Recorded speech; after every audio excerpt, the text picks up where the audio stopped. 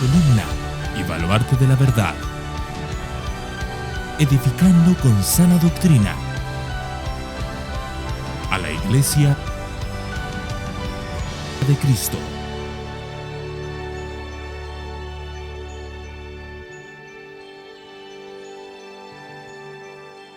Pero hoy vamos a seguir con 2 de Timoteo, capítulo 4 y el versículo 5. Hoy vamos a trabajar solo un versículo. Voy a centrarme solo en un versículo hoy. Creo que es suficientemente denso y amplio para poder exponerlo en toda una clase. Así que hoy me centraré en 2 de Timoteo, capítulo 4 y versículo 5. Y el apóstol Pablo escribe así a Timoteo: pero tú, sé sobrio en todas las cosas, sufre penalidades, haz el trabajo de un evangelista, cumple tu ministerio. Vamos a repetir el versículo porque solo es uno. Dice: pero tú, sé sobrio en todas las cosas, sufre penalidades, haz el trabajo de un evangelista, cumple tu ministerio. Hermanos, le hemos llamado al título, al mensaje de hoy, cumple tu ministerio. Le podíamos haber llamado, haz el trabajo de evangelista. Le podíamos haber llamado, sé sobrio. Le podríamos haber llamado, sufre penalidades. Escogí esa porque creo que es el que culmina con todo. Pero antes de entrar en estas palabras concretas, debemos recordar lo que Pablo le había dicho antes. Recuerden que la Biblia no son textos aislados, no son versículos que van solos. Pero ese versículo dice, uno de los mayores errores que cometemos a veces como creyentes es defender nuestras doctrinas con un versículo. No, pero es que hay un versículo que dice. Pero normalmente el peligro de esas cosas es cuando lo sacamos de su contexto. Muchas veces he escuchado hablar a personas de lenguas como de fuego. No, tienes que pedirle al Señor que te dé esas lenguas como de fuego, como las de Pentecostés.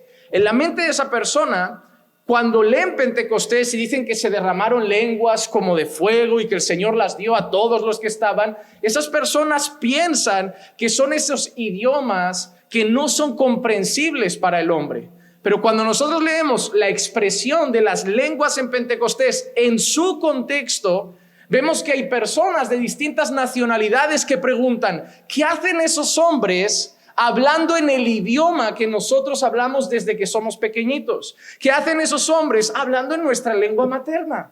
Y ahí te das cuenta que las lenguas que dio el Señor, aprovechando un día de fiesta en el que se juntaban personas de muchas nacionalidades, era que hombres que solo hablaban un idioma, que Dios quería que predicaran el evangelio, porque dice que en esas lenguas hablaban de las maravillas de Dios. Lo que el Señor quería es que de golpe, aprovechando que hayan personas de muchas nacionalidades, de muchos idiomas, que esos hombres llenos del Espíritu Santo empezaran a hablar en un idioma que no conocían y esas personas escucharan el evangelio. Un versículo fuera de contexto puede ser muy peligroso. Todo lo puedo en Cristo que me fortalece se ha usado para hacer exámenes. No, que te vaya bien el examen. Recuerda, todo lo puedes No, voy a una entrevista de trabajo. ¡Ánimo! Todo lo puedes en Cristo. Está bien, yo sé que Cristo nos da ánimo, Cristo nos da gozo, Cristo es nuestra esperanza, Cristo es nuestra seguridad, pero ese texto no tiene nada que ver con un examen, ni con presentarse al teórico del carnet de conducir. Ese texto es Pablo diciendo que ha sufrido muchas penalidades, que ha pasado por la prisión y que todas las pruebas y dificultades las ha podido superar en Cristo que le fortalece. Ya no estamos bajo la ley, sino bajo la gracia. Son versículos, pero que la gente los arranca y empieza a hacer su propia idea y doctrina de esos versículos. Por eso nosotros cada vez que enseñamos algo, tenemos que recordar dentro de dónde está esto. Nuestro texto, por ejemplo, empieza con ¿qué frase? ¿O con qué palabra? Pero tú.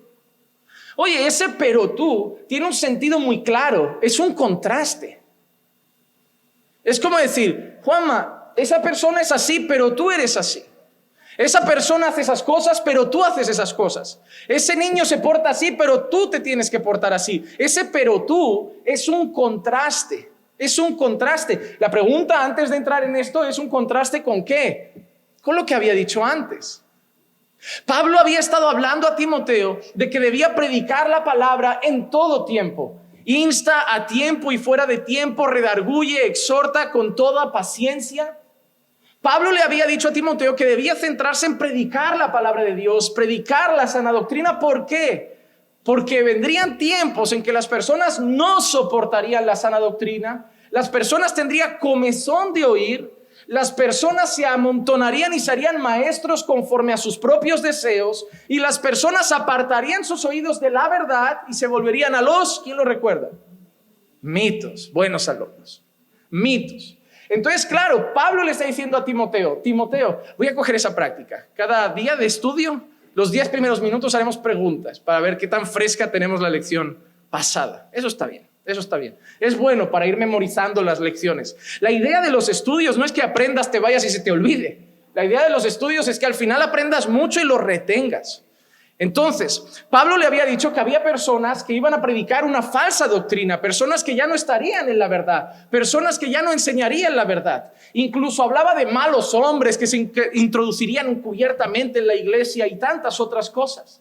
Y es ahí donde hace el contraste. Pero tú, es decir, Timoteo, esas personas van a predicar mentiras, pero tú, Timoteo, esas personas son falsos creyentes, pero tú, Timoteo, esas personas solo buscan hacer el mal, pero tú, Timoteo, estas personas no aman la doctrina, pero tú, Timoteo, esas personas no le dan importancia a las sanas palabras que has aprendido, pero tú.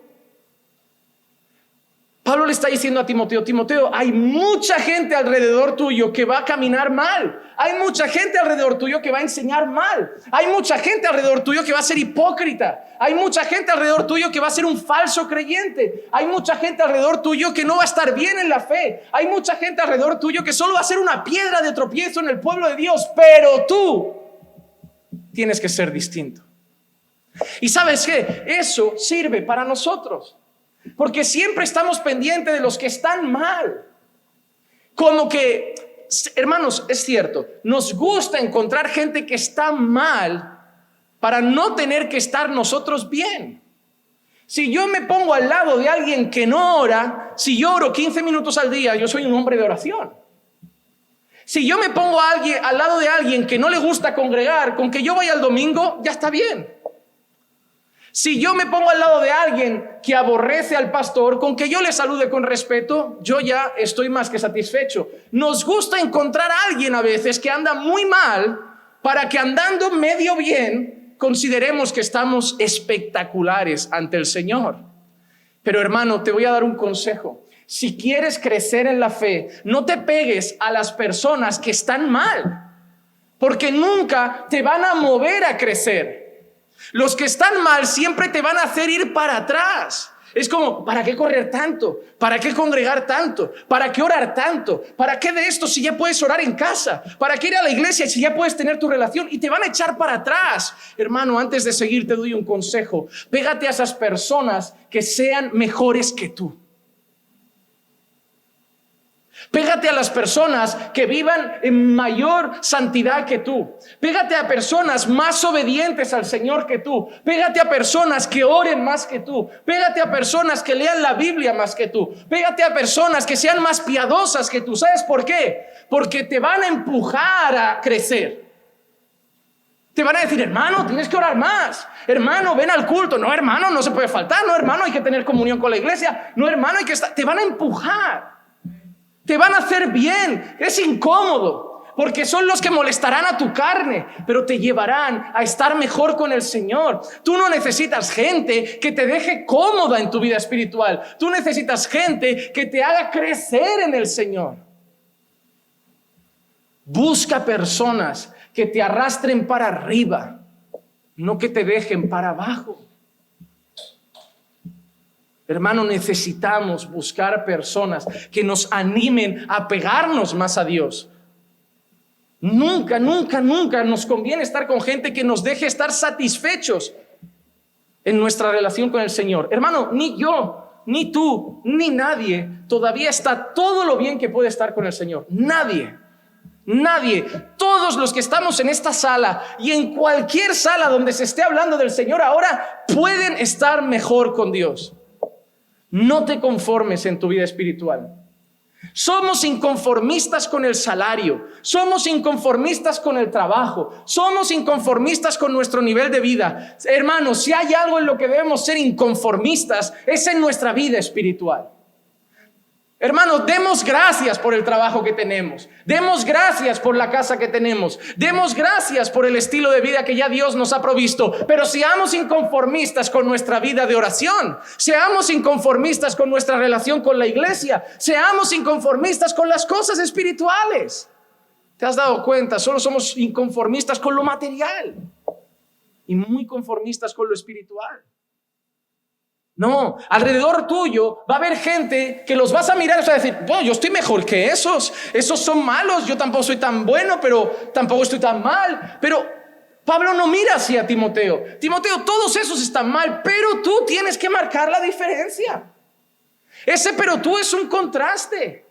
Ellos enseñan herejía, tú enseña la verdad. Ellos caminan de cualquier manera, tú vive en santidad. Ellos no respetan el evangelio, tú sé fiel a lo que has aprendido. Pero tú, ¿te acuerdas cuando eras pequeñito, ibas a tu padre y le decías, pero todos han suspendido? ¿Qué decía tu papá? A mí no me importa lo que hayan hecho los otros. Pero papá, ha sido un 100% rotundo, nadie aprobó, no me importa. Si tu amigo se tira por un puente, tú también. Todos la misma frase, ¿no? Todos la misma frase. Todos tenían un amigo que si se tiraba por un puente, tú también te tiras. Hermano, a Dios no le vale que digamos, Señor, es que todas las iglesias están igual. Es que hoy los cristianos están así. Pues, pero tú marca la diferencia. Hermano, ese pero tú, yo lo siento firme encaminando por fe. Allí donde veo, yo no digo, somos la única iglesia buena. Claro que no, hay un montón de iglesias sanas, hay un montón de iglesias bíblicas, pero hay una cosa que es cierta y la Biblia lo deja muy claro, son una minoría. Son una minoría. Dios no tiene una mayoría fiel. Siempre cuando habla de fieles, habla de un remanente. Y la realidad es que cuando pones en una balanza iglesias de buena doctrina e iglesias de mala doctrina, pesa mucho más lo malo. Son muchos los que van a ir por el camino amplio y la puerta espaciosa, y son pocos los que irán por el camino angosto y la puerta estrecha.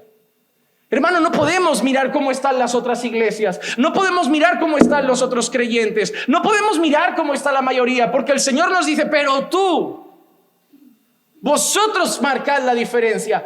Es que la mayoría hoy vive así, vosotros no. Es que la mayoría hoy ya predica de otra manera, vosotros seguid firmes. Hermano, cuidado con dejarse llevar por las multitudes. Cuidado por dejarse llevar por las multitudes. La iglesia mayoritaria en cada país no suele ser la iglesia del Señor. Suelen ser sectas, falsas religiones. La multitud no significa estar en el lado correcto. El Señor quiere que Timoteo marque la diferencia. Pero tú. Asimismo, el Señor quiere que donde tú estás marques la diferencia. Es que mis compañeros de trabajo son así, pero tú no. Es que mis compañeros del instituto son así, pero tú no. Es que todos los maridos son así, pero tú no. Es que todas las esposas son así, pero tú no. Para nosotros no sirven los genéricos de, es que todos los hombres, tú no. Es que todas las mujeres hoy en día, tú no. Tú debes mantener la diferencia. Tú debes vivir conforme a la voluntad del Señor. Y 4 cosas son las que le va a decir Pablo a Timoteo que debe tener en cuenta. 4 cosas. Se las dice a Timoteo relacionadas con su ministerio, pero son 4 cosas que a ti y a mí también nos sirven en nuestra vida cristiana. Primera cosa que le dice, pero tú sé sobrio. Pero tú sé sobrio. La palabra sobrio en este contexto, la palabra griega se pronunciaría nefo. Es una palabra que se usa para referirse a abstenerse de vino. Cuando tú piensas en sobrio, ¿qué es lo contrario? Ebrio. Una persona borracha, una persona. La palabra sobrio se refiere a una persona que está cuerda. A una persona que se abstiene del vino, pero aquí en este sentido, Pablo no está hablando de alcohol. Pablo no está hablando de que no beba. Cuando le dice sé sobrio, le está diciendo que tiene que ser una persona que está atenta. Las personas ebrias, hermanos, pierden la noción. Si alguien les va a pegar por detrás, ni se enteran. Si alguien les va a pegar un tortazo, los reflejos los tienen lentos. En la persona ebria es manipulable, ¿verdad? La persona ebria puedes hacer con ellos, siempre se hacen burlas, siempre se ríen de ellos, porque es una persona que no está razonando, es una persona que no está actuando con cabeza, es una persona que es fácilmente llevada ahora para donde uno quiere, y la persona sobria es lo contrario. Cuando Pablo le dice a Timoteo, sé sobrio, le está diciendo que tiene que estar atento, que tiene que estar velando, que tiene que estar firme. ¿Por qué? Estamos en guerra, Timoteo. Estamos en guerra y la guerra requiere firmeza, requiere sobriedad. Tú no puedes estar descansando a la sopa boba pensando que estás en el paraíso. Timoteo, estamos en una batalla constante. Necesitas estar como un soldado, atento, que en cualquier momento sale un enemigo. Hermano, tú no has entendido cómo es tu vida. Déjame decirte una cosa. Tu vida cada día está sometida a tentaciones.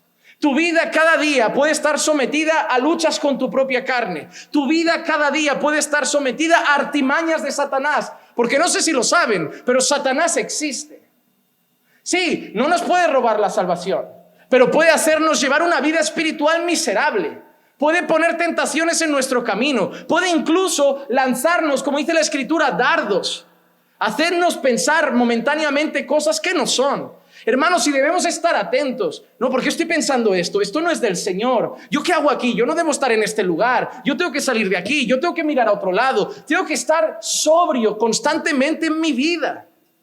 La vida del cristiano no se vive para adelante y a ver qué pasa. No es yo voy andando y lo que venga. La vida del cristiano es una vida que tiene que estar atento, tiene que estar apercibido. A mí me gusta, una vez un pastor que le encantan los animales, siempre que hace un ejemplo de un cristiano busca un animal, le gusta la fauna. Y dice, nosotros los cristianos somos como un suricato. Le gusta decir eso. Le gusta decir porque el suricato es ese, lo han visto, creo que es Timón, ¿verdad? De Timón y Pumba, creo que Timón era un suricato. Es ese animal que se ve en el desierto, que lo ves siempre como... Está así, como pasa un águila a 800 kilómetros de distancia. El suricato está como, algo vuela, algo hay. Y realmente esa es la actitud que tenemos que tener como cristianos. Como, uy, esto no huele bien. Por algún lado viene el león rugiente buscando a quien devorar. Esto no pinta bien. Uy, ¿dónde estoy? Esta conversación no llega a ningún lado. Tienes que estar vivo. Tienes que estar atento, tienes que estar sabiendo que constantemente te van a dar una pedrada y tienes que ir a esquivarla. Hermano, estar sobrio aquí es como, no sé si habéis jugado a eso de pequeños o de grandes, porque hoy da igual, es igual de divertido ese juego. Creo que se llama balón prisionero. Eso, ¿qué es reventar a otro con una pelota? Y tú tienes que estar ahí y hay varias pelotas en el equipo contrario y tú uno la tiene y tienes que estar todo el rato atento, esquivando, cogiendo. Esa es la actitud del creyente. Ahora me tiene un velonazo por aquí, lo esquivo, de golpe me viene otro por aquí, lo esquivo. Es constantemente eso. Debes mantenerte sobrio. Debes mantenerte sobrio. ¿Saben por qué uno de los motivos por los cuales yo soy una persona abstemia? No me gusta beber nada. Porque el alcohol, aunque muchos digan, no, una copa, pero nos puede llevar al tropiezo. Pasó con Noé y pasa con muchos en la Biblia. Un día la fiesta se alegra más, te pones la segunda copa, ya te pones un poquito achispado. No estoy ebrio, pero tampoco estás tan fino.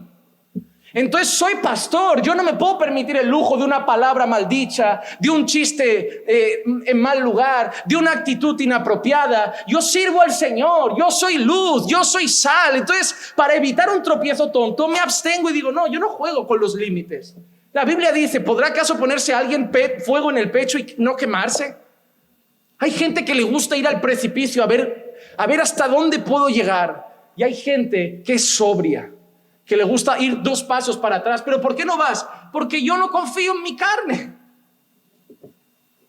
Cuando alguien dice, pero no te fías, no me fío de nadie. Es que no me fío ni de mí. La Biblia dice que soy débil, que la carne es débil. No te fíes, hermano. Ah, pero no confías en tu mujer. Confío, pero no la dejo sola con un hombre. Ah, pero no, es que es de carne. Yo tampoco me voy a meter, pero no significa que piense que, ay, es que está pensando en traer. Es que es de carne, las debilidades están ahí, las luchas están ahí, las tentaciones llegan por cualquier lado.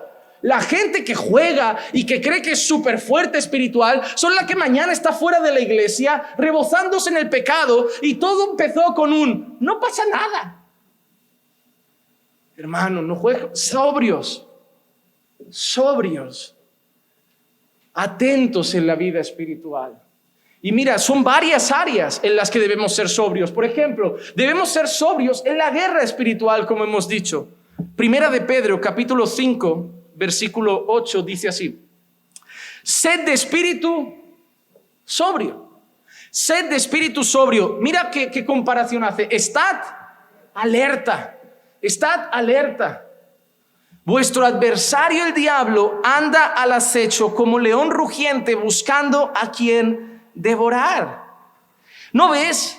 Él no puede robarnos la salvación, pero ¿qué puede hacer? Él puede llevarnos a tropezar.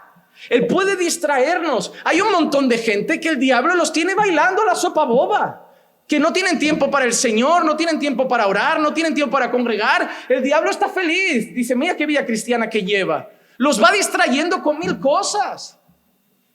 Hermano, Él no te puede quitar la salvación, pero lo que puede hacer para arruinarte lo hará.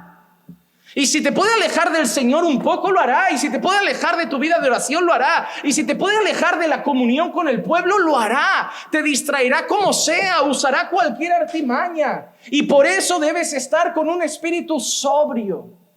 Estar alerta. Debes ser consciente de que Él anda como león rugiente buscando a quien devorar. Si te dijeran a ti que esta noche vienen a robar tu casa, ¿cómo estarías? No dormirías. ¿Por qué? Porque te habrían avisado de que viene un adversario, ¿verdad? Y tú estarías atento cada ruido, ¿verdad? Cada ruido del bosque o de la calle, cada ruido. Es más, yo creo que te imaginarías hasta ruidos, porque estarías tan pendiente de eso. Pero hermanos, a nosotros el Señor nos ha dicho que hay un adversario que viene para hacernos tropezar, para distraernos, para hacernos caer en tentaciones, y nos relajamos. Él nos ha avisado. Él nos ha avisado para que estemos igual de atentos, como si te dijeran, hay peligro en casa esta noche. Él te ha dicho, hay alguien que te odia, mi mayor enemigo, el enemigo de tu alma, que busca devorarte y anda alrededor tuyo. No puedes estar descansando a la sopa boba sabiendo esa realidad. Hermano, hay muchos matrimonios que son zarandeados por el diablo y ni se dan cuenta. Hay muchas familias que son zarandeadas por el diablo y no se dan cuenta. ¿Y saben por qué? Porque no velaron. Porque tomaron malas decisiones. Porque no estuvieron alerta y dieron pie a que Satanás pudiera zarandearlos como trigo. Hermano, cuidado. Él está ahí. La guerra espiritual es real. Nuestra lucha no es contra carne ni sangre, sino contra principados y potestades, contra huestes espirituales de maldad en las regiones celestes.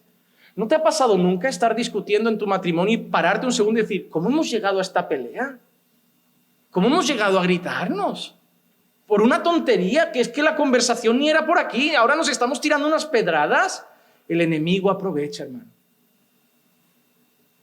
El enemigo aprovecha. La Biblia habla de no deis lugar al diablo. Y a veces le damos lugar, sobre todo con la ira. Todo empieza por una pequeña discusión y le damos lugar y acabamos con una discusión seria.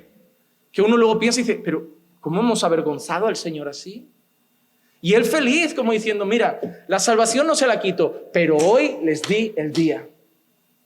Y hoy hice una rajita en su matrimonio. Y hoy avergonzaron al Señor. Debemos estar sobrios, con un espíritu sobrio en cuanto a la guerra espiritual. No hay que tenerle miedo, porque solo hay una cosa que tenemos que hacer en la guerra espiritual: resistir. La Biblia dice, resistid al diablo y él huirá de vosotros. Cuando puedes percibir cualquier cosa, lo único que tienes que hacer es mantenerte firme en el Señor. Sométete al Señor. Es la manera de resistir al diablo. Y él huirá. Pero debemos estar sobrios. ¿En qué otra cosa debemos estar sobrios? En la oración. En la oración, hermanos. ¿Cuántos quedan sobrios en la oración? Primera de Pedro 4:7. Mas el fin de todas las cosas se acerca. Sed pues prudentes y de espíritu sobrio para la oración. Déjenme decir algo, y yo no sé si estarán de acuerdo. Es algo personal. Pero lo primero que se apaga en la vida de un creyente cuando empieza a ir mal es la oración. Pueden ver prédicas en YouTube. Pueden ponerse alabanzas todo el día. Y hasta pueden ir a los cultos. Pero cuando la relación con Dios empieza a cojear, el área del piloto que se enciende del coche, del navegador de alerta, es la oración. Es la oración. Porque te digo más, porque puedes escuchar 1000 prédicas y no cambiar en absoluto. Porque puedes leer 1000 libros y no cambiar en absoluto. Pero no puedes pasar 1000 horas ante la presencia del Santo Dios y no cambiar. Es así de sencillo. Puedes leer libros que hablan de Dios y no estar con Dios. Puedes escuchar prédicas que hablan de Dios y no caminar con Dios. El cambio en una vida se da no sabiendo de Dios, estando con Dios. Y por eso debemos tener un espíritu sobrio para la oración. Como alguien dijo una vez, cuando no tenemos ganas de orar, es señal de que debemos orar más. Hermano, me gusta decir esta frase a la iglesia desde hace años. La Biblia no dice orad cuando os apetezca. La Biblia dice orad sin cesar. Pastor, perdí las ganas de orar. Ora sin ganas. Es la respuesta que siempre doy. No vas al trabajo sin ganas. No llevas a veces al niño al cole sin ganas. No estás haciendo la comida en casa sin ganas. Pues ora sin ganas. Ya volverán. Ya habrán días mejores. Pero no pierdas tu tiempo con el Señor. Es que parece que no sirve porque... Ven, ahí es cuando entra el diablo y hay que ser sobrio. Porque la mente te empieza a decir estas cosas. Pero para orar así, ¿de qué vale? Pero si oro y oro de cualquier manera, ¿de qué vale? ¿Verdad? Te empiezan esos pensamientos. Todo para convencerte, no ores. ¿Tú crees que eso viene de Dios? Claro que no, hermanos. Seamos sobrios.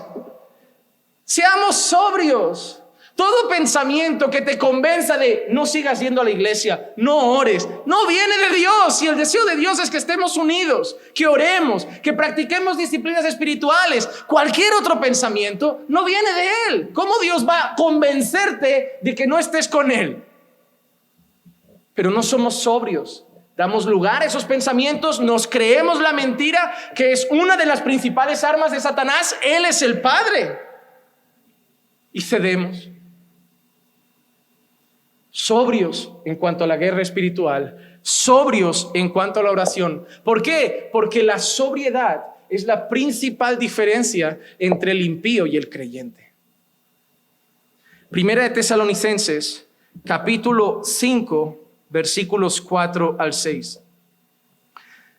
Mas vosotros, hermanos, no estáis en tinieblas, para que el día os sorprenda como ladrón. Porque todos vosotros sois hijos de la luz e hijos del día. No somos de la noche ni de las tinieblas. Por tanto, no durmamos como los demás, sino estemos alerta y seamos. ¿Quiénes son los demás? ¿Quiénes duermen? ¿Con quién nos está comparando? ¿Luz y? ¿Quién está en tinieblas? El mundo. Y dice que el mundo, ¿qué está haciendo?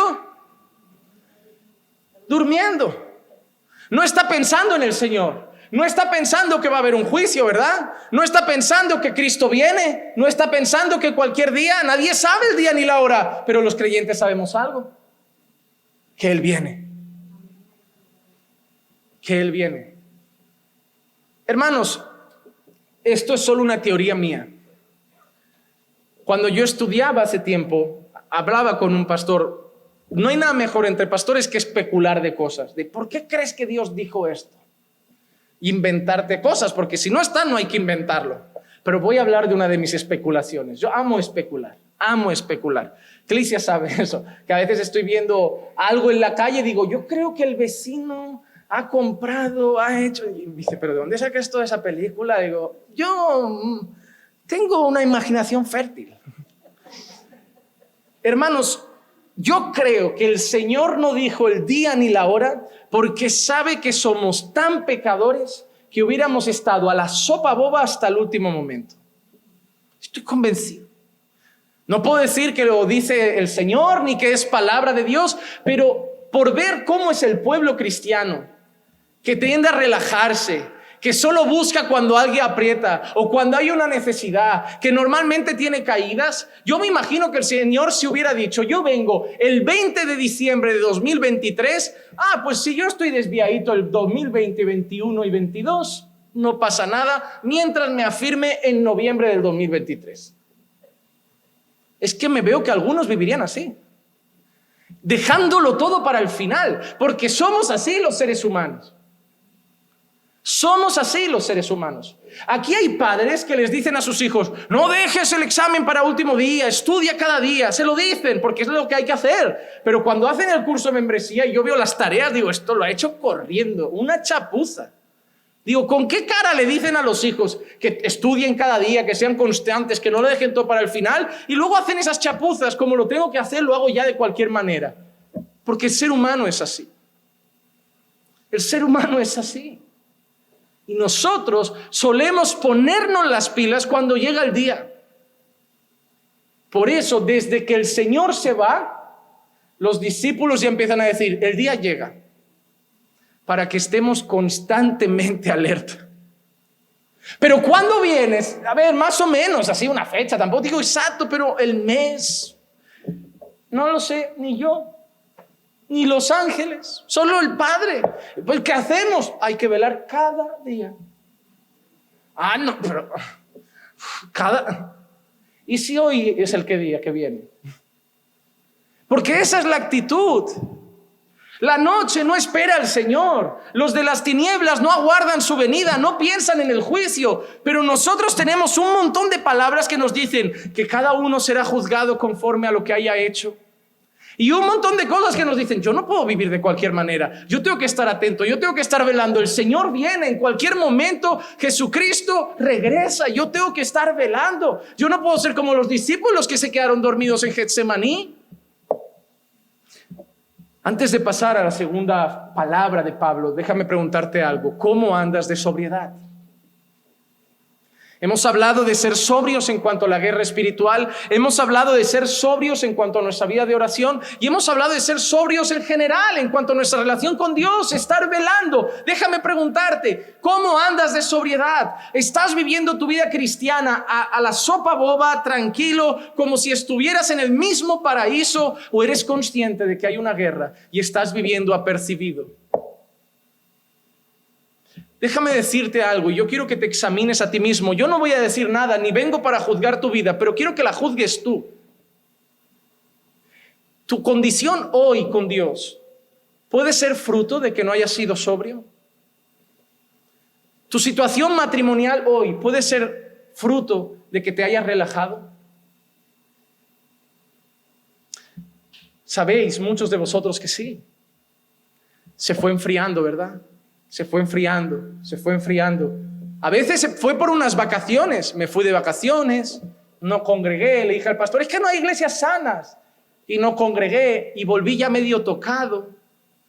Luego se me junta la pandemia, el no ir a la iglesia me afecta, no cultivé mucho mi relación personal. Y ahora la verdad, pastor, estoy que me arrastro. Cuando no somos sobrios pasan esas cosas. Hermano, yo mañana es posible que pase una mala noche, que me despierte cansado, que me despierte con mucha pereza, porque no haya dormido bien, pero una cosa sé, no importa cómo haya sido la noche y no importa lo cansado que me levante, tengo que leer la palabra, tengo que pasar tiempo con el Señor. Porque si dejo ese día como venga, hoy me lo tomo de vacaciones, al día siguiente no me apetece más. Y a muchos les ha pasado eso porque no fue un día, fue uno y otro y otro y otro. Y hay gente que está en la iglesia y puede pasar tranquilamente semanas sin orar porque fue dejando al enemigo, a la carne, al mundo, las distracciones, y al final se siente en la iglesia raro. Y empieza a venir a la iglesia, ve gente que crece, él va para atrás o ella va para atrás, ahí empieza el enemigo, como digo, si no somos sobrios, esto ya no es lo que era, ya no me siento cómodo, este ya no es mi lugar, y ahí empiezan las cosas. Ya no quiero ir a la iglesia, voy a empezar de cero porque creemos que si empiezo de cero en otro, eso es el problema, No, hermano, no, sobriedad, por favor, sobriedad. Recupera tu vida de oración, recupera tu tiempo devocional con la palabra, vuelve a cuidar a tu familia, vuelve a cuidar tu matrimonio, vuelve a buscar al Señor con fervor. Estamos en guerra y el enemigo, cuando apunta, tarda en disparar, pero no falla. No falla. La serpiente da vueltas y vueltas y vueltas. Parece que el ratón no le hace ni gracia, pero cuando va por él, lo engancha. Satanás no te va a estar intentando morder todos los días, pero puede estar tranquilo. Algo que tiene Satanás es que no tiene prisa. Y como le des un hueco, como deis lugar al diablo, como dice Pablo, puede hacer mucho daño. Vuestra carne os puede hacer mucho daño. El mundo os puede hacer mucho daño. Porque, hermanos, ya lo hemos aprendido. No tenemos un enemigo, tenemos tres. La carne, el mundo y Satanás. No podemos estar tranquilos, debemos estar sobrios. Por eso lo primero que le dice Pablo a Timoteo es, pero tú sé sobrio. Sé sobrio. Segunda cosa, sufre penalidades. Sufre penalidades. Ahí no nos vamos a detener mucho porque la palabra, el llamado a sufrir, es algo que Pablo ya ha hecho mucho en la carta. Ya ha hablado a Timoteo mucho a sufrir. No solo en la segunda, sino en la primera también le avisa de esos sufrimientos que pasarán por el ministerio. Pero yo quiero explicar un detalle importante sobre ese concepto de sufre penalidades. Hay dos maneras de entender el sufrimiento. Podemos pensar que Timoteo está quieto y le golpean, le pegan, y Pablo le dice, sufre. Es como si te estuvieran pegando una paliza y te dicen, aguanta, resiste, aguanta la paliza, aguanta los golpes. Pero eso no es lo que Pablo quiere decir ahí. La actitud de sufre penalidades muestra a una persona que sufre mientras anda. Sufre mientras actúa. Es un sufrimiento activo. Lo que Pablo le está diciendo es, conforme vayas viviendo, Timoteo, te van a ir dando golpes, traiciones, puñaladas. Sigue trabajando, sigue sirviendo, sigue soportándolo. No te pares, tú sigue adelante. Es como si fueran esos programas de risa que hay un montón de obstáculos que tú vas corriendo y te tiran una pelota y te hacen otra y tú tienes que seguir y tienes que seguir. Eso es lo que Pablo le está diciendo. Timoteo, vas a empezar el ministerio, vas a empezar a andar, de golpe uno te apuñala por la espalda. Sigue, Timoteo, sufre pero anda, no pares, anda. De golpe la iglesia se divide. Mira a Cristo, sigue adelante, anda. Y de golpe ahora llega un falso maestro, revoluciona, quiere engañar a un grupo, vuelve, refuta, enseña, pero anda, sufre y anda. No te quedes parado, Timoteo. Eso es lo que le está diciendo Pablo a Timoteo. No podemos ver llegar el sufrimiento y... No, esa no es la actitud. Esa no es la actitud que quiere Pablo. No quiere que nos victimicemos. Ay, soy cristiano y sufro. Espabila, todos sufren. Todos sufren y hay que seguir andando. Y hay que seguir predicando. Y hay que seguir enseñando. Imagínate, pastor, han dicho eso de usted. Marcos, ve tú el martes. Yo estoy triste. No levanto cabeza. El jueves también. Marcos, dile a la iglesia que esta semana no puedo ir. No, hay que ir.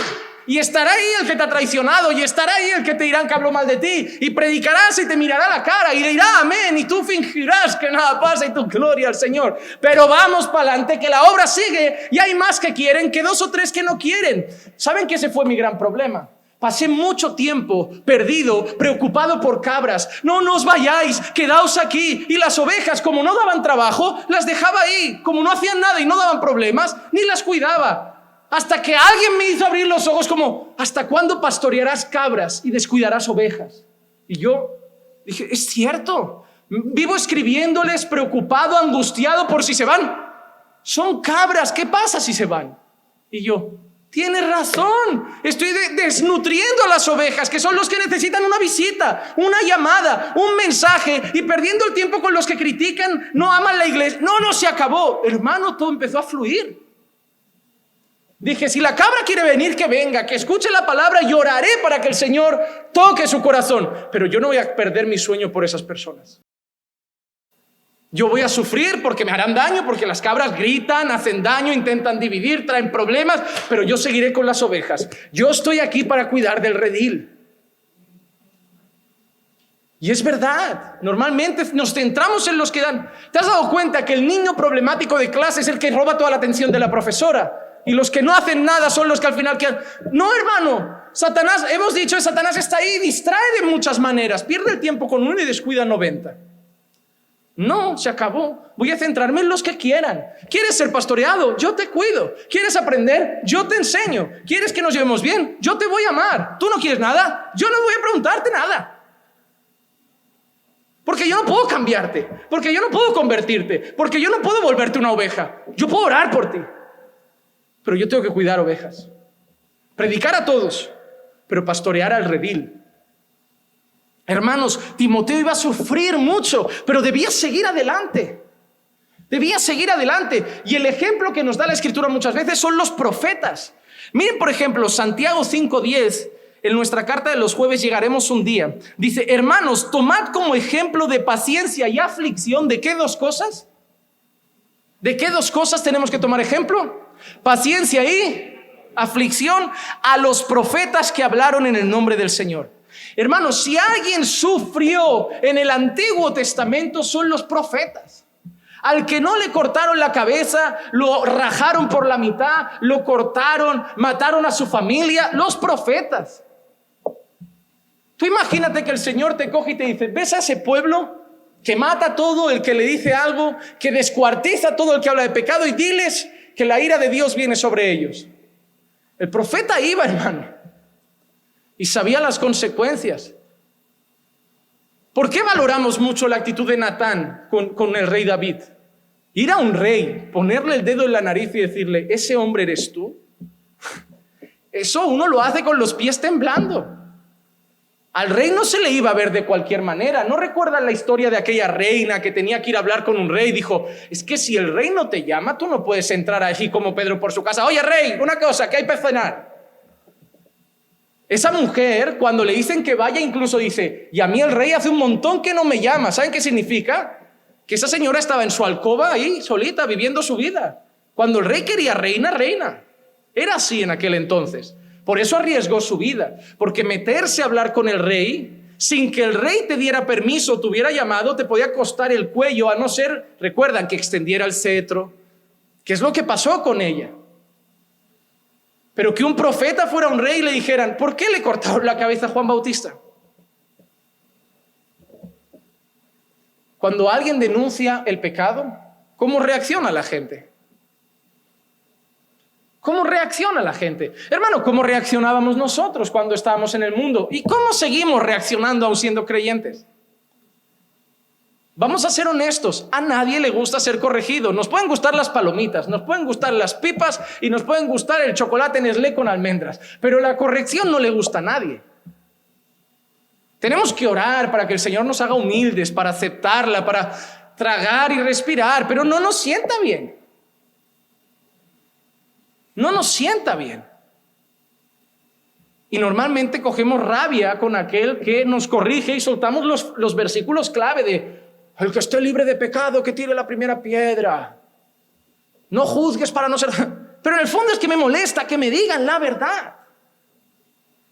Y debemos tomar ejemplo de los profetas. ¿Por qué? Porque iban con el mensaje del Señor, el pueblo los odiaba y el Señor les decía, ahora vuelve y di esto. Y ahora vuelve, pero Señor, es que me matan. Da igual, vuelve y di esto, vuelve y di esto, vuelve y di esto. Y ellos iban y fueron un ejemplo de paciencia y de aflicción, porque había momentos que el pueblo estaba de tal manera que el profeta podía decir, yo me largo, yo no merezco esto, yo no vivo con esta gente, pero seguían ahí. El profeta nunca abandonaba al pueblo. El pueblo podía estar todo de patas arriba, pero el profeta seguía hablando, porque el profeta sabía que solo la palabra de Dios podía transformar esa situación. Solo la palabra de Dios. A mí si alguien me viene y me dice, ¿por qué sigue viniendo esa persona si no es creyente? ¿Qué prefieres, fuera sin escuchar o dentro y escuchando? A mí no me molesta. No va a ser miembro, no va a participar en nada, pero déjalo que escuche. El valle de huesos secos. Cualquier día Dios levanta un gran ejército. Yo prefiero ahí. Sé que no es hermano, sé que no es miembro, pero Dios puede tocar el corazón. Y vamos a seguir predicando con paciencia y soportando con paciencia la aflicción. Como ejemplo los profetas. Pero no solo los profetas fueron un ejemplo, el propio Pablo también lo es. Segunda de Timoteo 2:9, que ya hemos pasado por ahí, dice, por el cual sufro penalidades. Él le ha dicho a Timoteo, sufre penalidades, y él mismo dice que él ya las ha sufrido, hasta el encarcelamiento como un malhechor, pero la palabra de Dios no está presa. Si alguien supo sufrir por causa de Cristo fue Pablo. Hermano, hay un par de escenas que a mí me encantan, las digo rápido por causa del tiempo. La primera, una vez Pablo estaba predicando en un lugar y lo frieron a pedradas. Pedradas. Y se lo tienen que llevar, prácticamente arrastras. La ilustración es Pablo medio moribundo, la gente lo lleva a un sitio y lo empiezan a curar, lo empiezan a tratar, empiezan a curar sus heridas. Y a la que abre los ojos, se levanta como, vámonos. ¿Dónde, Pablo? A predicar. A ver, Pablo, 15 días de baja. ¡Ay de mí si no predico el evangelio! Esa fue la respuesta de Pablo. No, es que necesito tomarme unos días. ¡Ay de mí si me callo! Para esto me llamó el Señor. Las pedradas no me van a frenar, los latigazos no me van a frenar, y si me meten en la cárcel con Silas, cantamos al Señor, pero donde yo esté el Señor es proclamado, vengan pedradas o vengan prisiones. Qué actitud, ¿verdad? Qué actitud. Y déjame decir una cosa importante sobre Pablo, que no se nos debe olvidar. Pablo no era un hombre mejor que nosotros. Clicia está empezando a leer con las jóvenes un libro de MacArthur sobre 12 mujeres. MacArthur, yo lo recomiendo, es excelente. Tiene un libro muy parecido, pero con 12 hombres. 12 hombres comunes. Y enseña cómo Dios toma hombres comunes para hacer cosas maravillosas. Hermano, los hombres que Dios ha usado en la historia no son superhéroes. Y Dios se ha encargado de mostrarlo porque la propia Escritura muestra sus debilidades.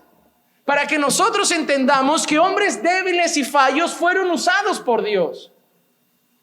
Porque la excusa de yo no soy Jesús, esa vale, la entiendo. Pero ¿qué pasa a decir? No soy Pablo. Pablo no era el Mesías. Pablo no era totalmente Dios. Pablo era un hombre ex asesino, ex perseguidor. ¿Qué tiene Pablo que tú no tengas? Tú puedes hacer lo mismo que hizo Pablo. Si te dispones como Pablo a dar tu vida al Señor. Hermano, Dios puede usarte. Dios no tiene predilectos. Dios no dice, este no lo quiero usar, este es un estorbo, este cualquier. No, hermano. Lo que pasa es que Dios tiene hijos que se entregan más. Hay hijos que llegan por el día y prefieren ver la tele, y hay hijos que llegan y prefieren leer la Biblia. Obviamente el Señor alimenta a uno más que al otro. Pero si el que quiere ver la tele la apaga y se pone a llenarse, el Señor también va a tratar con él. Pablo decidió darle toda su vida al Señor. En una ocasión, Pablo está partiendo para un sitio y llega alguien y dice, mira, de quien sea este cinto, el Señor muestra que lo que le espera allí delante son cadenas, son prisiones, son sufrimientos. Y la gente dice que empezó a rogar a Pablo que no fuera. Esa escena es muy parecida a la actitud de Pedro con Jesús cuando Jesús parte para la cruz. Pedro no quería perder a su maestro. Y en ese momento, sabemos que posiblemente influenciado por Satanás, intenta frenar la obra de Jesús. Pablo iba a ir a un lugar a predicar y lo intentan frenar, yo lo entiendo. Si ya te anuncian, vas a sufrir, vas a pasarlo mal, hay cadenas, hay prisiones. Pero dice que incluso dice que lloraron. Me los imagino abrazando a Pablo con lágrimas. No, Pablo, no te queremos perder. No te queremos perder. Pero Pablo le dio igual las lágrimas. Él tenía una misión. Y Pablo fue capaz de decir, yo no estoy dispuesto solo a ir a la cárcel. Yo estoy dispuesto hasta morir por causa de Cristo. ¡Qué hombre! Pablo no le dice a Timoteo, sufre penalidades como alguien que no sabe de lo que está hablando, sino como un ejemplo de ello. Como un ejemplo de ello. Así que, hermanos, en primer lugar debemos recordar que los profetas son un ejemplo, que Pablo es un ejemplo, pero yo quiero terminar esta parte de las penalidades, de los sufrimientos, con un recordatorio. Sufrir también glorifica a Dios. No creas que solo cantar es para la gloria de Dios. No creas que solo predicar es para la gloria de Dios. No creas que solo evangelizar es para la gloria de Dios. También se sufre para la gloria de Dios. Cuando una persona sufre aceptando la voluntad de Dios, aceptando la soberanía de Dios, y en vez de murmurar, en vez de reclamar, en vez de quejarse, sigue cantando, eso da la gloria a Dios. Porque cuando todo el mundo espera una queja, de golpe esa persona canta. Cuando todo el mundo espera, maldice a Dios y muere, esa persona responde, ¿recibiremos el bien de Dios y no recibiremos el mal? Ahí le das la gloria a Dios. Porque todo el resto del mundo respondería con queja. Y es lo que espera el mundo de ti. Quéjate ya de Dios. Quéjate ya de la situación. Está muy bonito lo de en todo dad gracias. Está muy bonito, pero ahora es el momento de la queja. Y tú, Dios dio, Dios quitó. Bendito, wow. Y el Señor es como, ese es mi hijo. Ese es mi hijo. Ese me ama por quien soy, no por lo que doy. Ese ha entendido que yo tengo el control en lo bueno y en lo malo. Ese no me canta solo cuando tiene trabajo. Ese no me canta solo cuando está bien. Ese me canta siempre porque soy Dios y digno de alabanza. El sufrimiento también le da la gloria a Dios. Primera de Pedro 4:16. Pero si alguno sufre como cristiano, esa expresión es por causa de Cristo, por el evangelio, por vivir una vida piadosa. Dice que no se avergüence, sino que como tal glorifique a Dios. Hermano, la Biblia lo dice, si a mí me aborrecieron, a vosotros también os aborrecerán, porque no se nos ha dado solo el creer en Él, sino el sufrir por Él. Constantemente sufre penalidades como buen soldado de Jesucristo. Vamos a sufrir, porque todo el que quiera vivir piadosamente en esta vida sufrirá. Pero si sufrís como cristianos, no os avergoncéis, dad la gloria a Dios. Comed para su gloria, bebed para su gloria, cantad para su gloria, vivid para su gloria y hasta sufrid para su gloria, para su gloria.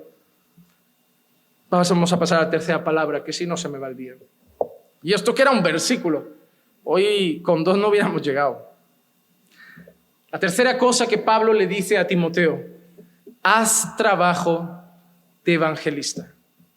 Haz trabajo de evangelista. Cuidado con esta traducción. ¿Por qué? Porque Pablo no le está diciendo a Timoteo que es un evangelista. No le está diciendo que tiene un ministerio de evangelista. No le está diciendo que es su oficio ser evangelista. Cuando Pablo le dice, haz trabajo de evangelista, la traducción griega literalmente es, continúa con el trabajo de proclamar el evangelio. Continúa con el trabajo de proclamar el evangelio. ¿Por qué quiero hacer ese matiz? Porque en la Biblia sí hay evangelistas que tienen ese llamado de Dios. Por ejemplo, Felipe. Conocemos el ejemplo de Felipe. Hechos capítulo 8, versículo 26, dice así: un ángel del Señor habló a Felipe diciendo: levántate y ve hacia el sur, al camino que desciende de Jerusalén a Gaza. Este es un camino desierto. Felipe es uno de esos hombres que fueron elegidos en Hechos capítulo 6, en la lista de esos hombres. Así que de Felipe sabemos tres cosas principalmente. Hasta ese texto sabíamos por lo menos tres cosas: que era un hombre lleno del Espíritu Santo y lleno de sabiduría, porque fue elegido entre esos hombres de Hechos 6 para atender las mesas y tenían que tener esas cualidades. Y que es llamado, en este caso, Felipe es llamado como evangelista. Se conoce a Felipe como el evangelista. Y es así de claro, porque el Señor lo llama directamente a cumplir esa misión. Dice que escucha a alguien que le habla. Un ángel del Señor habla a Felipe y le dice: ve hacia ese lugar, y lo manda a un lugar donde teóricamente no habrá nada. Por eso hay una anotación de este lugar es desierto. Pero nosotros sabemos que allí Felipe se encuentra ¿a quién? Al eunuco etíope. Hay una conversión preciosa. Felipe predica el evangelio, el eunuco etíope cree y hace profesión de fe bautizándose en las aguas. Ese caso sí que es el caso de un evangelista, de una persona llamada por Dios para eso. ¿Por qué? Cuando nosotros leemos Efesios 4:11, vemos que Dios concede evangelistas a su iglesia. Efesios 4:11. Y Él dio a algunos el ser apóstoles, a otros profetas, a otros evangelistas, a otros pastores y maestros. Así que dentro de los ministerios que Pablo menciona, nosotros sabemos que el fundamento de la iglesia son apóstoles y profetas. Ellos son el fundamento. La doctrina de la iglesia está sostenida por apóstoles y profetas, y encima todo el edificio está construido. Y entre los ministerios que Dios concede a la iglesia, entre los dones y regalos que Dios da a la iglesia, da evangelistas. Da evangelistas. Pero nosotros todos tenemos una misión. ¿Recuerdan Mateo 28, 19 y 20? Id pues y haced discípulos de todas las naciones, bautizándolos en el nombre del Padre y del Hijo y del Espíritu Santo, enseñándoles a guardar todo lo que os he mandado, y aquí yo estoy con vosotros todos los días hasta el fin del mundo. Así que debemos entender una cosa: la tarea de predicar el evangelio no es solo de los pastores, no es solo de los evangelistas, es una tarea de todos los creyentes. Voy a decir un par de cosas importantes. Número uno, y esto lo digo porque algunas veces ya me han preguntado esto: ¿qué pienso de los grupos de evangelismo? Me parecen excelentes que las personas se preparen para evangelizar, se capaciten para evangelizar y salgan para evangelizar, pero no son obligatorios. Y esto tenemos que tener claro: en la Biblia no los hay, porque el llamado es a los creyentes. Hay gente que comete un error. Como la iglesia tiene un grupo de evangelismo, yo no lo hago, pero mi iglesia ya lo está haciendo. Y si mi iglesia lo hace, indirectamente yo también, porque yo soy parte de la iglesia. ¿Vuestra iglesia hay evangelismo? Sí, tenemos un grupo. ¿Tú lo haces? No. Esto no es en plan, si él lo hace y es miembro de tu iglesia, vale porque lo hagamos todos. Ellos están haciendo su labor, está bien. ¿Por qué? Porque en esos grupos normalmente no sabes y te formas. En esos grupos normalmente te apoyas. En esos grupos normalmente unos se refuerzan a otros. En esos grupos normalmente unos se animan. ¿Por qué me parece en cierta manera algo positivo? Porque la gran comisión es la gran omisión. Porque normalmente nadie comparte el evangelio, y al menos esos grupos animan a algunos a empezar a hacerlo. La realidad es que todos deberíamos hacerlo. No digo que todos deberíamos ponernos en una plaza, no digo que todos deberíamos hacerlo en el metro o en el tren o en el autobús, pero yo no voy a llegar a los compañeros de trabajo tuyos. Yo probablemente jamás voy a comer con tu mamá. Yo probablemente nunca voy a llamar por teléfono a tu prima. Y probablemente nunca conozca a tu hermana. Pero tú sí. ¿Quién les va a hablar? ¿Quién les va a predicar? Si no evangelizamos, no es por falta de conocimiento y no es por falta de práctica. Si no evangelizamos, puede ser vergüenza. No deberíamos. Porque no me avergüenzo del evangelio, porque es poder de Dios para salvación de todo aquel que cree. Nadie se debería avergonzar de decir la verdad y el evangelio es la verdad. Debería darnos vergüenza hablar de otras cosas, de ideas, de pensamientos, de filosofías, pero hermanos, no deberíamos avergonzarnos de la verdad. La verdad será rechazada y ese es el segundo motivo. Miedo al rechazo, miedo a las reacciones, miedo. Déjame darte una palabra de ánimo. No estamos en Corea, no estamos en la India, no estamos en China. A lo mucho te rechazan, pero no creo que nadie te pegue un tiro. No creo que nadie te corte el cuello. No creo que en T4 te peguen una paliza. Como mucho te dirán, lárgate de aquí. Se burlarán, se reirán. Es el último, creo, rechazo que podamos recibir aquí en España. Nos debería dar un poquito de vergüenza saber que hermanos que sí están en la India, que sí están en Corea y sí están en China, sí están muriendo porque no lo esconden. Y nosotros tenemos miedo a que nos digan lárgate. Y el tercer motivo para mí principal, 1, vergüenza, 2, miedo, y para mí el tercer motivo, y creo que es el más común realmente, que no nos importa. Que no nos importa. Y ese no nos importa lo definiría de esta manera: no amamos las almas. No amamos las almas. Porque me venís muchos a decir, ora por mi país, ora por mi padre que cogió el COVID, pero nadie me viene a decir, ora por el vecino que es inconverso. Porque normalmente nuestro amor se centra en nuestro entorno más cercano. Hermanos, si Cristo ha llegado aquí, debemos empezar a cultivar compasión por esas personas que no conocemos. Jesús tuvo compasión de nosotros. Y nosotros debemos amar esas almas. No te digo que los aceptes, que seas su mejor amigo, pero háblales, ama su alma. Sé consciente de que se van al infierno y que tú tienes la única cosa que puede separar su alma del infierno a la gloria. Tú tienes el evangelio. Si fuera tu madre y te dijeran está muriendo, correrías al hospital para darlo todo y que creyera aunque sea en el último segundo. Pero como no es nuestra madre, se habla mucho de en esta iglesia falta amor. Eso se dice mucho en las iglesias. Falta amor en todas partes. Falta amor a veces con los hermanos, falta amor con las esposas, falta amor con los hijos, falta amor con los padres y falta amor con los perdidos. Pero ¿sabes dónde falta el amor realmente? Eso solo es resultado de que falta el amor más principal. Porque nos falta más amor de Dios. Por eso vuelvo a la oración. Cuando vayas a orar al Padre, te va a insuflar su amor. Y vas a empezar, te digo una cosa, ¿sabes cómo se gana la batalla con la inmoralidad sexual? Cuando dejas de ver mujeres y ves almas. ¿Y sabes cuándo ves almas? Cuando pasas tiempo con Dios y te dice, eso es un alma, eso no es una muchacha, eso es un alma perdida.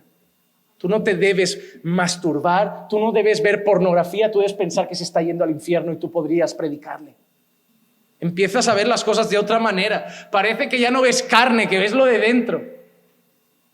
Y ahí es cuando empiezas a volverte como una persona como, ya no tengo esas luchas. Si las mujeres van vestidas igual, ¿qué pasa? No han cambiado las mujeres. Hermano, no vamos a impedir que se pongan los pantalones más largos y que no salgan con shorts y que no vayan con escote. No lo vamos a impedir, pero Dios va a cambiar nuestra manera de mirar el mundo.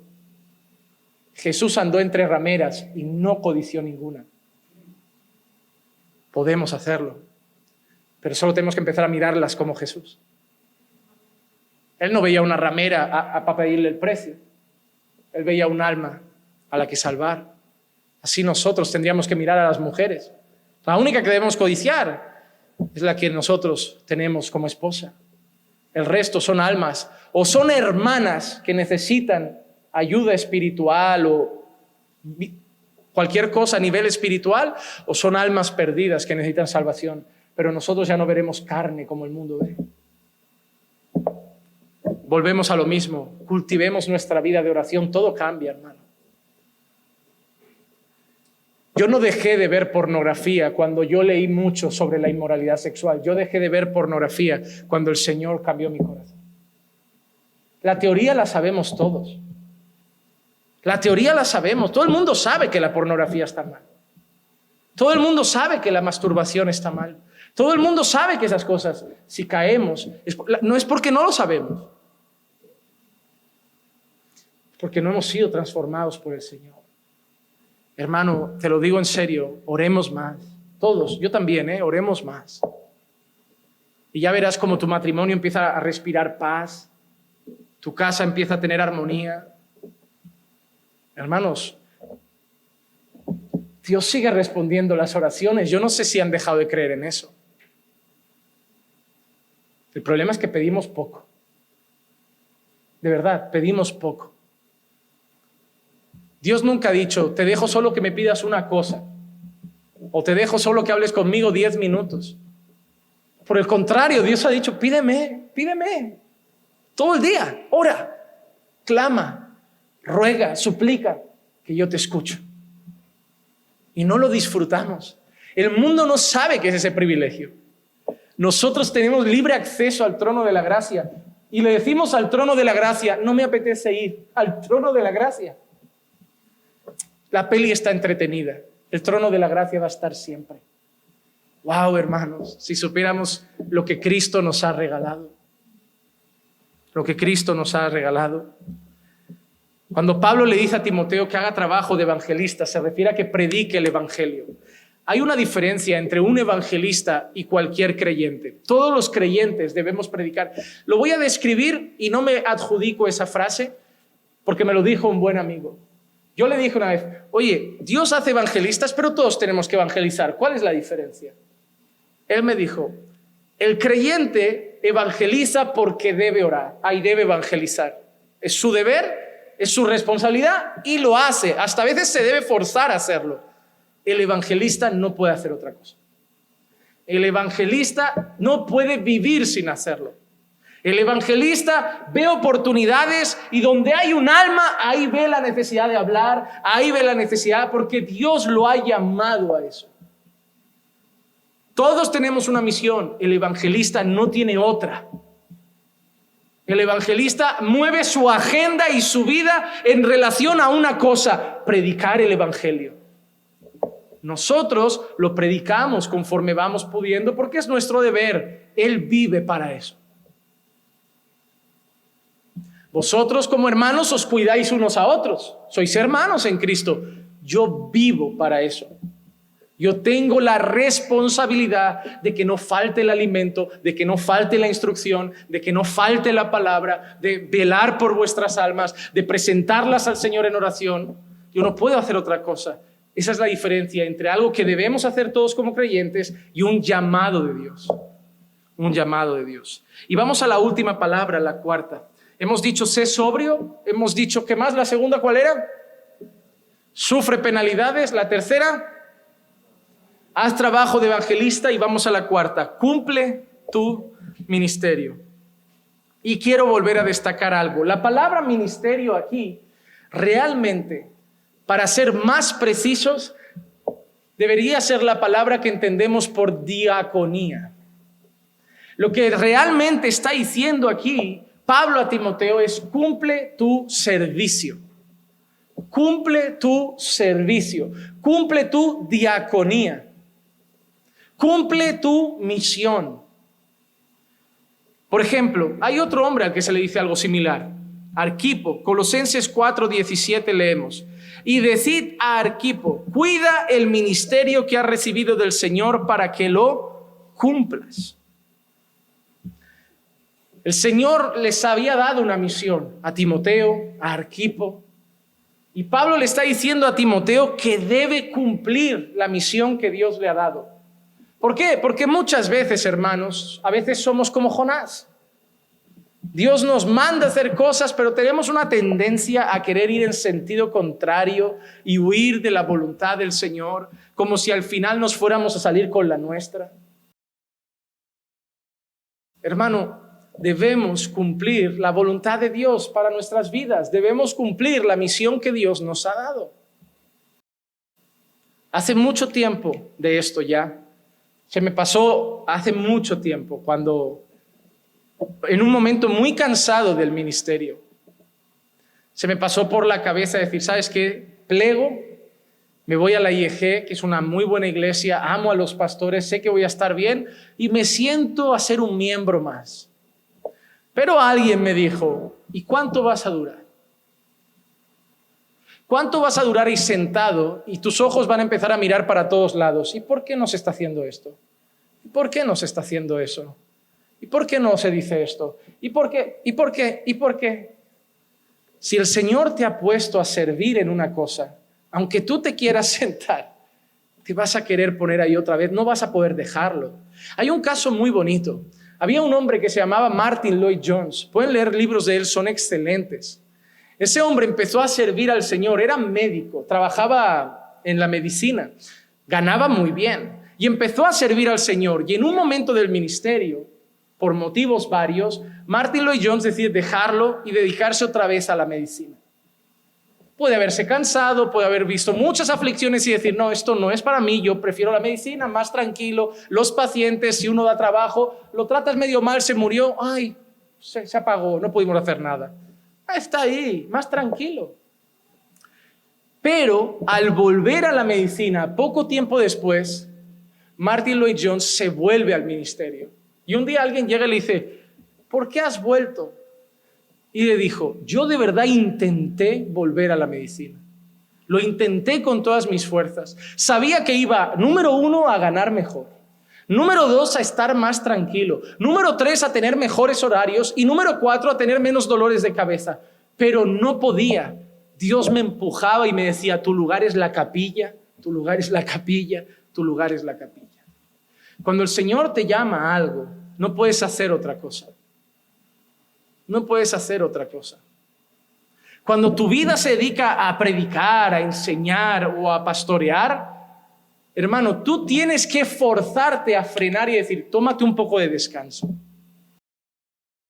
Porque trabajo hay para hacer todos los días y las 24 horas. Llamadas, correos, preparar sermones, preparar estudios, preparar discipulados, preparar material.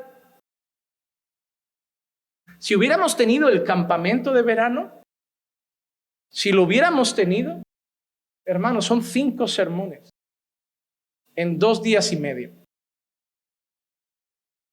Trabajo hay. Y tiene que llegar o tu esposa o alguien que te diga, tómate un rato de descanso, échate un rato. Y cuando se despistan, vuelves a coger el teléfono. Te tienen que controlar y decirte, dame el móvil, ponlo aquí. No es que lo haga, pero... ¿Por qué es así?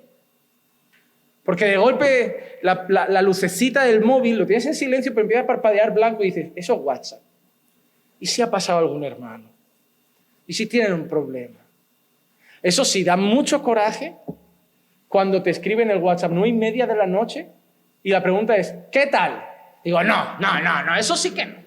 Yo entiendo que te estés muriendo y que haya que orar, pero ponerte a la sopa o a charlar, yo no sé qué tú has hecho todo el día, pero yo ya quiero dormir. Eso es una indirecta, hermanos.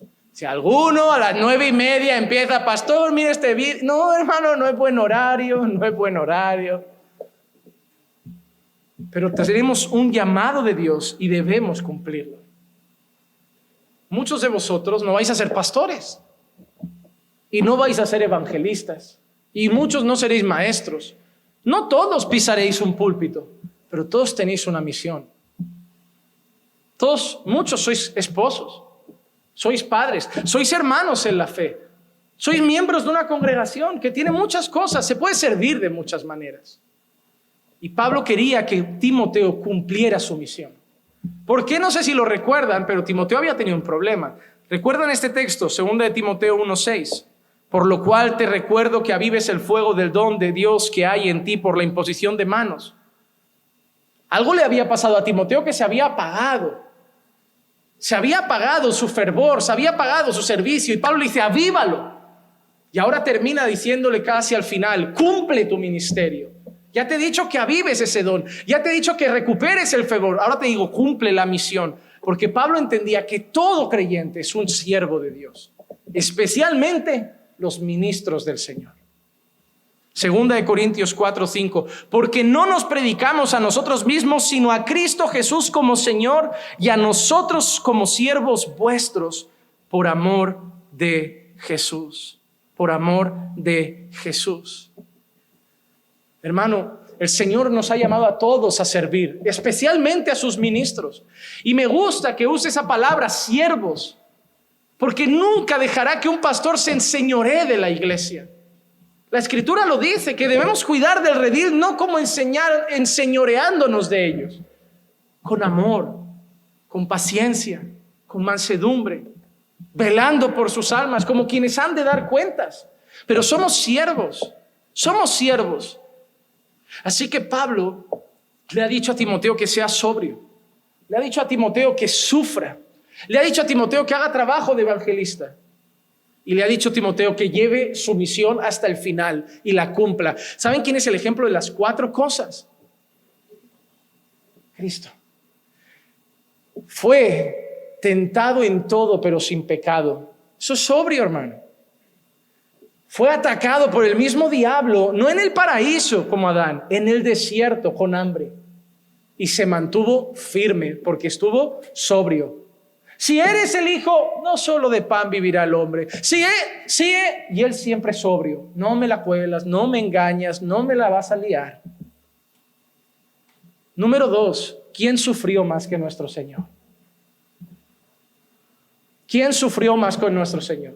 ¿Quién ha vivido en su propia carne lo típico de pastor, estoy aquí para lo que necesite? Él tenía un Pedro que le decía, yo contigo hasta el final. Pedro, no, ellos estos débiles, que no sé cómo has cogido estos 11. Tú y yo podíamos habernos comido el mundo.